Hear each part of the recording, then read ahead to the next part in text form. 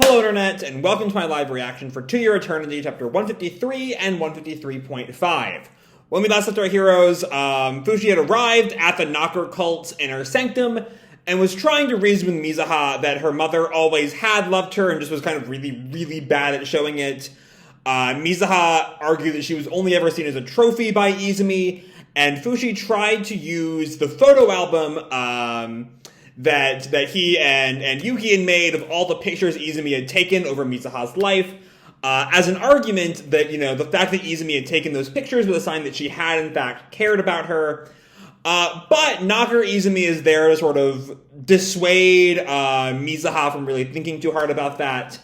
And then, I think it's Izumi who reveals that the Occult Club did not go home when Fushi told them to, and are now kind of stuck at the world's most uncomfortable birthday dinner with Fushi and Mizuha's family.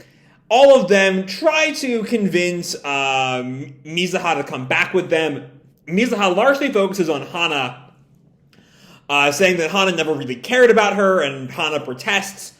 And then Mizuha turns to Fushi and starts talking about having finally realized what peace is.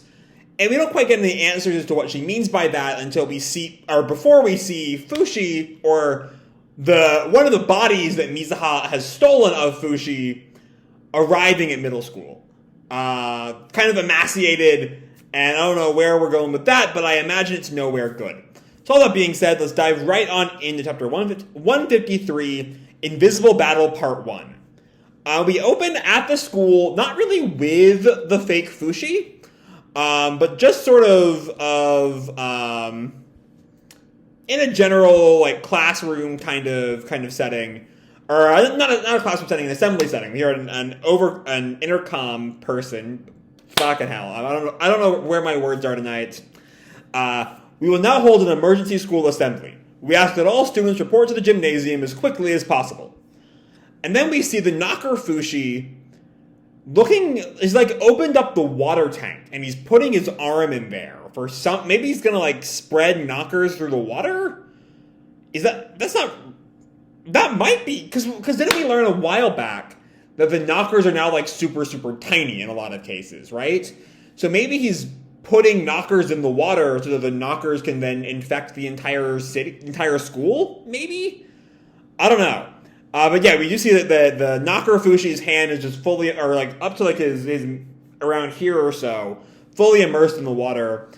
Student calls up, Fushi-kun, what are you doing up there? We're supposed to go to a school assembly. And then we just sort of see, everyone sort of filtering into the school, and this girl who sees Fushi. For a second, I thought that might be Funa, but I think it might be just some random girl. Though Funa's friend is right behind her, so maybe it is Funa? I'm not sure. Anyway, hey, Fushi-kun, you dyed your hair back?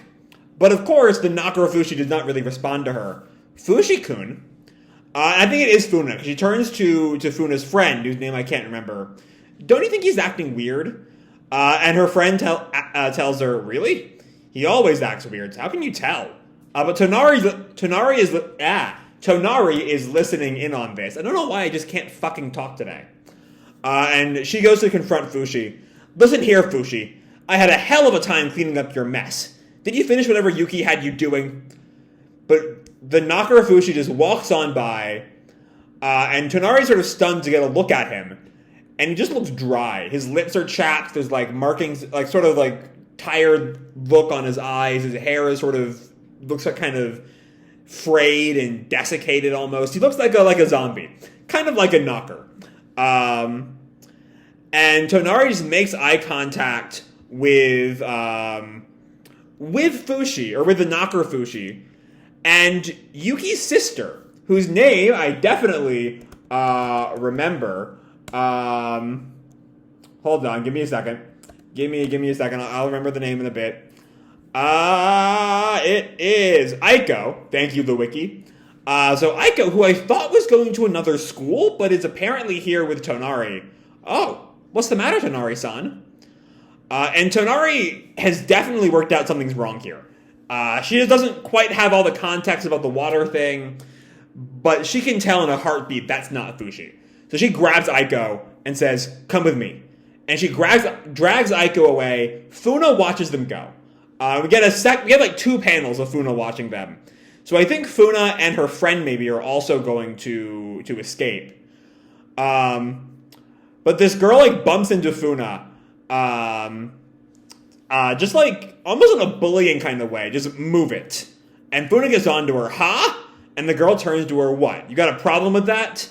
And then Funa's friend, whose name I'm going to see if I can find really fast without interrupting the video. I think it's just like, it's been a month since I've last did a 2-year eternity video, and I'm very sort of off my game here. Okay. So Kasabe is the friend with Funa right now, but she had 2 other friends that I think she's kind of lost at this point. And yeah, this is Nagisa, who is one of the 2 friends. And then there's a girl behind Nagisa who might be the other friend, Saki, the wiki's telling me. Yeah, that's my best guess. That this is Nagisa and Saki, who kind of turned on Funa, thanks to what Knocker Funa was getting up to, you know, befriending Mizuha and all that stuff. That Fushi tried to sort of push back against before giving Funa her body back, way back in 146, maybe, I think. But it's been a while since then. Anyway, Funa and Nagisa are sort of getting into a fight. And Kanabe stops them. Hey, why don't we all stop acting silly? But then a teacher comes out and gets on to the 4 of them. Girls, you're the only ones not inside. So maybe Funa won't actually... Oh, no. Okay. And just then the sprinkler system turns on, dousing everyone except the old Funa Gang. I'm gonna guess that's, you know, it's almost certainly whatever Knocker Fushi was up to. And I'm guessing that's going to infect all of them with knockers, is my best guess. The teacher just reacts, yikes! And everyone sort of panics, eek, so cold, what's going on? Water? Did the sprinklers malfunction? And the teacher just sort of, you know, takes command, get back outside, kids.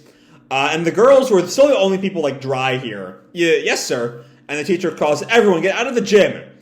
And the students all just sort of walk on, geez, what a mess. My shoes are soggy. And we keep on going.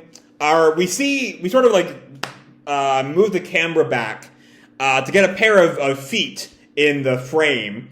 And we see it's Tonari, who's kind of watching everyone move past her. And, you know, I'm certain she's suspicious. I've been saying for a while, you know, it's time to let Fushi's friends in on the fact that knockers are back. And there's no way, I think, Tonari will get out of this incident without learning that knockers are back.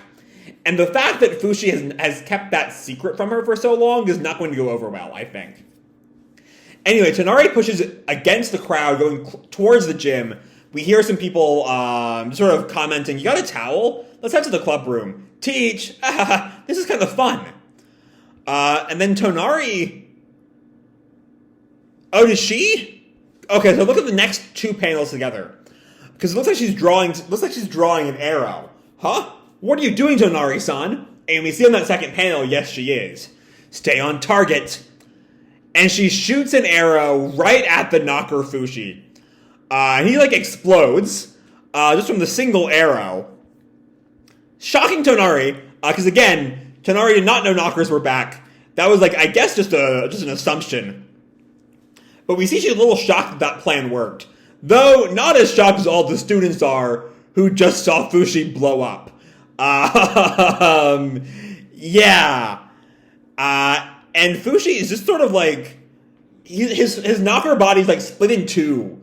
We see his top half falls to the ground. The boy from earlier calls, Fushi-kun!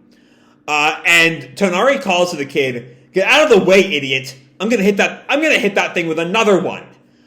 Interestingly enough, I commented on my last video wondering if there was some significance to the font changes, but Tonari is doing the same font change here we would see Mizuha do. Now that I'm very uncertain that the font changes mean anything, I'm not sure if that's supposed to signify... I don't think that's supposed to signify anything, but it's an interesting sort of shift back and forth the series does sometimes that we still just don't really have an answer for explaining. Anyway, Tonari goes to shoot Knocker Fushi again. The coach grabs her arm. Hold it, Tonari-san. What in the world are you doing?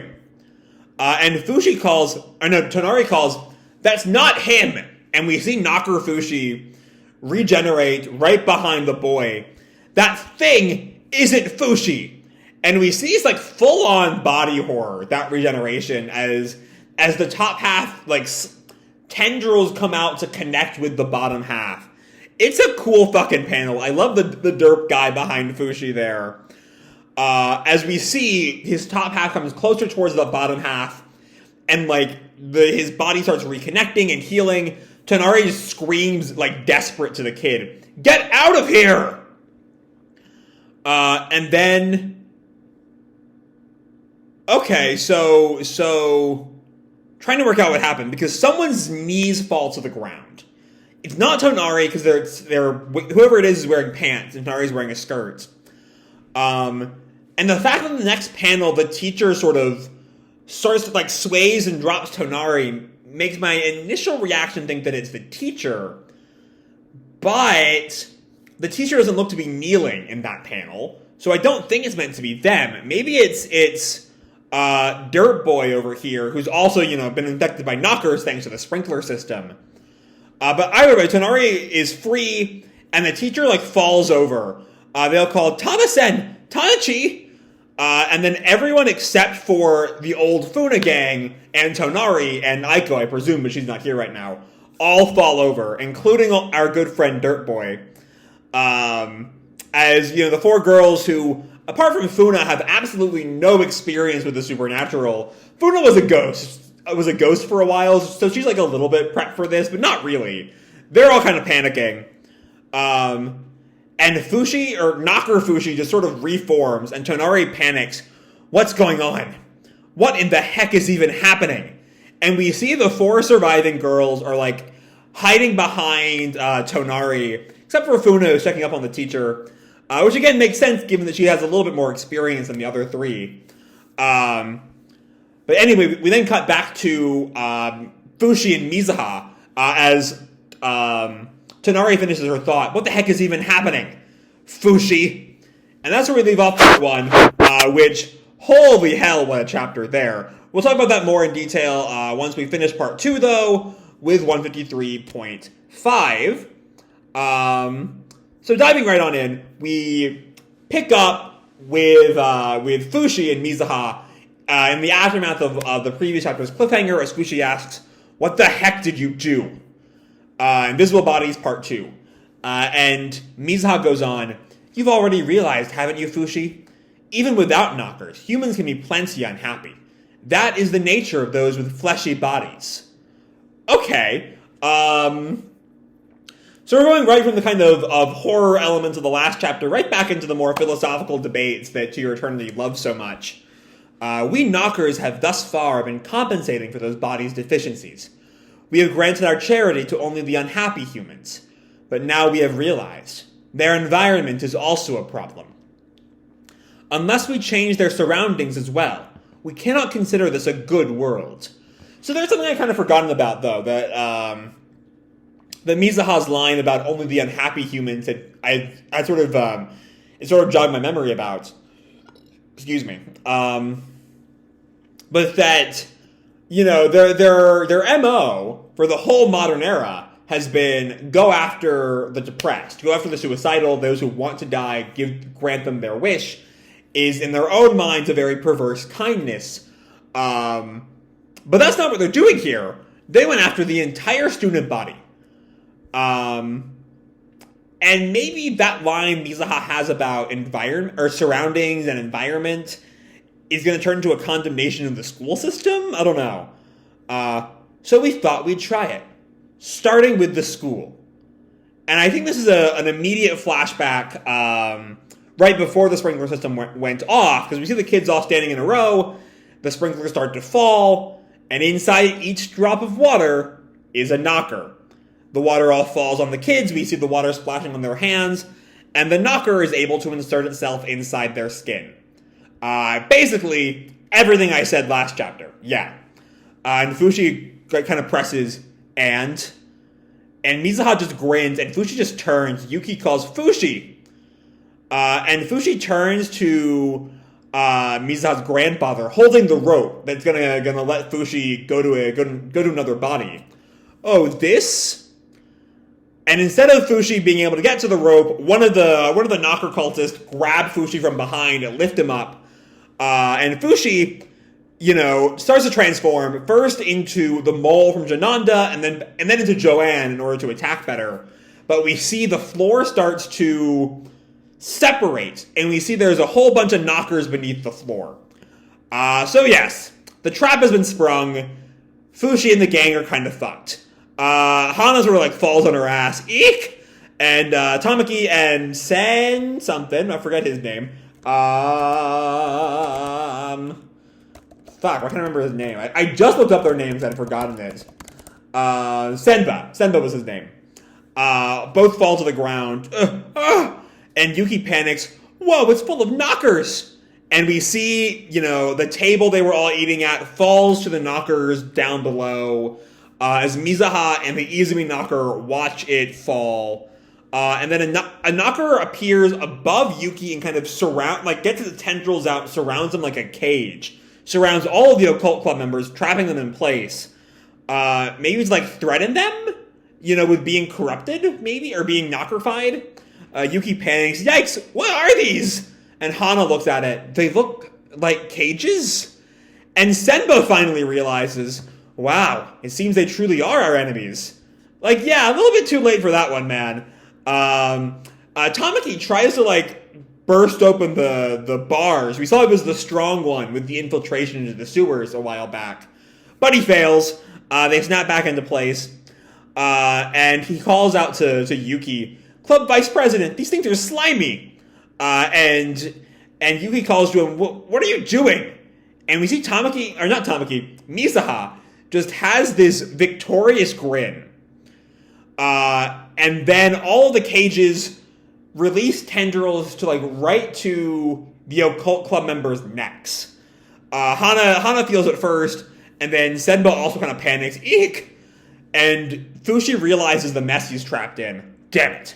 So the knockers are telling me that if I try anything funny, they're dead. But we see Tamaki is just taking a selfie here. What the fuck, man? Read the room.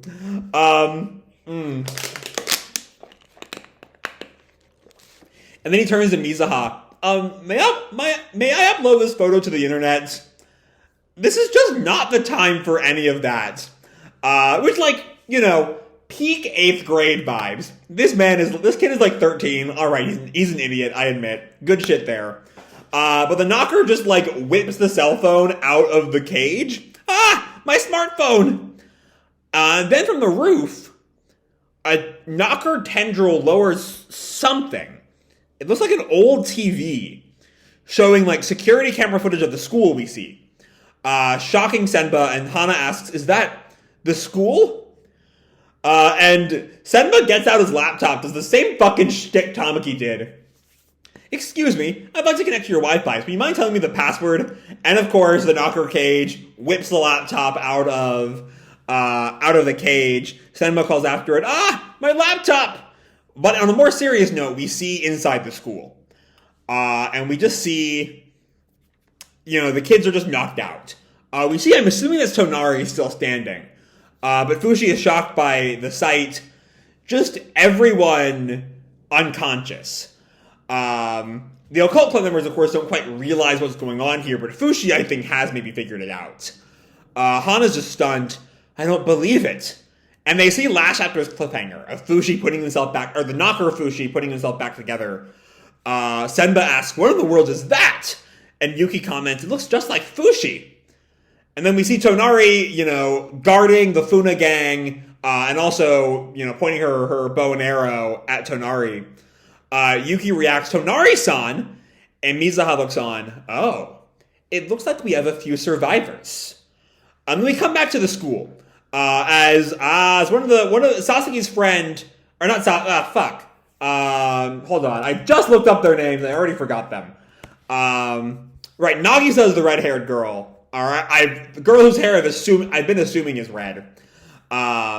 that's Nagisa. This is Saki talking to Nagisa. Hey, what do we do? The cops? An ambulance? And Nagisa agrees, we need to call for help. And Funa's sort of watching them. Kaname is staring straight ahead with Tonari, which kind of shocks me. I thought Funa would be the one a bit more, familiar with just the concept of knockers and the supernatural bullshit that's been affecting Yanome lately. But anyway, Tonari is sort of trying to take stock of the situation. What's that smell? It smells like putrid water. And Nagisa comments, I just realized. It was just us, right? We're the only ones that didn't get soaked. And that puts the pieces together in Tonari's mind, at least somewhat. She might not quite be aware that it's knockers, given all of the info, or she might not be aware the knockers are now like so tiny they can fit in the water. But she at least has the presence of mind to like put the pieces together now. Oh yeah, the water! Don't touch the water! And Funa panics, I already touched Tana-sen! And I think this is Kanabe's line, nothing happened to you, so you're probably safe. And then Aiko, who is also still alive, just gets everyone's attention. This way, everybody! And Tonari calls for them, get going! And Nagisa asks her, huh? What about you? I'll act as a decoy. And we see Lagarde has arrived. So, I don't know where Lagarde has been this whole time, but she just has her pet falcon. And Nagisa's just stunned. I do like that, amidst this huge threat, Nagisa's whole, teen bully vibe is sort of out the window. There are much bigger things at stake than being a bully. She's gotta, not die. But anyway, Nagisa reacts, you're going to fight it? And Tonari tells her, yeah, I'll take it out here at school. We can't let that thing get loose in town. Go, Lagarde! And Lagarde flies off somewhere, I'm not quite sure where, up and away. And Mizuha watching, just sort of taunts, oh, very naughty. You shouldn't bring weapons to school. But Fushi just tells her, I'm the cautious type. By the way, what's that thing that looks like me? And Mizuha just fills him in on what exactly is going on with Knocker Fushi. I'd raise knockers inside your corpse. Itty-bitty ones. But they had one major flaw. The little ones inside aren't very mobile, so they can't move quickly unless they ride in some liquid. Which would be why they're all in the water. I just thought of something fun. That doll will keep moving until it makes the entire student body its pawns. So every time it gets one of those girls, I'll free one of you. And that's where we end. With, we see the four members of the Occult Club and the four members of the Funa Gang, along with the Aiko and Tonari. It's kind of unclear if Mizuha means them in this discussion. But anyway, Mizuha has set up some real fucked up game where the only way for the Occult Club to go free, given the particular direness of their situation, with the knockers able to possess them at a moment's notice, really the only way they can make it out of this is if the Funa Gang dies. Which, I'm not sure if this is Mizuha or the Guardian Knocker, or if the distinction really matters at this point, but she's stepped up into full-on high SA levels of fucked up supervillain. But yeah, let's talk these chapters, because there's just a whole lot going on here. For a long time, both in the first part of the Modern Era arc and in this new school year arc, I guess, the whole Mizuha drama has been very much a slow burn over the past 2 years of real world time, as Mizuha sort of became more and more entrenched in the Knocker cult, seeing it as a place to get the love she felt Izumi never gave her, to fully giving in and getting a better mom in the Knocker Izumi, to just sort of becoming a true believer. And now she's gone full on mass murder, basically. All of these kids are infected by knockers, and that's kind of a death sentence. People don't really come back from that. So yeah, that's just a huge step up. Or a huge step up in stakes. And also, it's just really fucking intense. I love seeing, I really love the first part. I think the first half is, I kind of like a little bit better. The second half is real good, but it's largely, a large part of the second half is just sort of, filling in Fushi on what's just happened, over with Tonari, Mizuha setting her trap, which is also really good. And then, of course, a little bit of continuation with the school stuff and Mizuha setting up her kind of deadly game. There's a lot of good stuff in the second half, but the first half is just a step above. It's the rising sense of tension, the rising sense of something being terribly, terribly wrong. And, Tonari not being able to stop it in time, only having the vaguest idea that something is possibly wrong. And, she can save Aiko, and she kind of accidentally saves Funa and Kanabe and Nagisa and Saki. But she fails to save anyone else. And honestly, she doesn't even really try. Which, to be fair, there wasn't a whole lot of time to try, and she's 14 right now. The body decides the shape of the Fae and all that good shit. So, despite the fact she has those extra 50 years of life, she is still very much a 14-year-old. But yeah, seeing that rising tension in Tonari, and then seeing everything fall apart, the sprinkler scene is low-key kind of terrifying. In a weird way. The realization just, in that one fell swoop, all but 6 members of the student body are totally fucked. It's kind of scary, honestly. And then, of course, there's just the pure body horror of Knocker Fushi as he explodes and kind of puts himself back together with, his rib cage still sticking out as he does that regeneration. There's just some quality shit here. Some genuinely stunning bits of body horror, of rising tension, all through that first part. It's a step above. It's kind of fantastic. The second half is no slouch. But, its comedy is kind of tension killing with the Tamaki and Senba stuff. And there's a good chunk of it to sort of set up with getting Fushi on up to speed of what's been going on. It's not quite to the same level as that first half. But I don't really know how this is going to go. Fushi can't really do anything. I don't see how Fushi saves everyone. Unless, Bond comes in, he's, somehow tracked Fushi, and now he's gonna, launch a surprise attack on the Knockers or something. Beyond that, I don't know how the gang gets out of this, to be quite frank. I'm sure they will. I'm sure it's not gonna end with, and then everyone dies.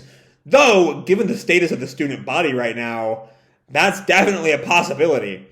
But anyway, there's just a whole lot of good shit here, and God, I can't wait to see how this all plays out. According to Comixology, 154 is 3 weeks away, and it's unclear if we're going to have a part 3 or part 4 in the middle there, because the magazine is not off those 2 weeks. It's just to your eternity, so maybe we will have a surprise 0.75 or something. I don't really know. But whatever it is, I hope we do, because I just want to know what happens next. This is just some supreme tension building here, and now all hell is broken loose, and I just don't know how this gets fixed. So yeah, that's all I gotta say for this video. Hope you all enjoyed the chapter and the video itself. If you did, feel free to drop me a like or subscribe, or do whatever makes you happy, And as always, your life is your own, okay? Bye!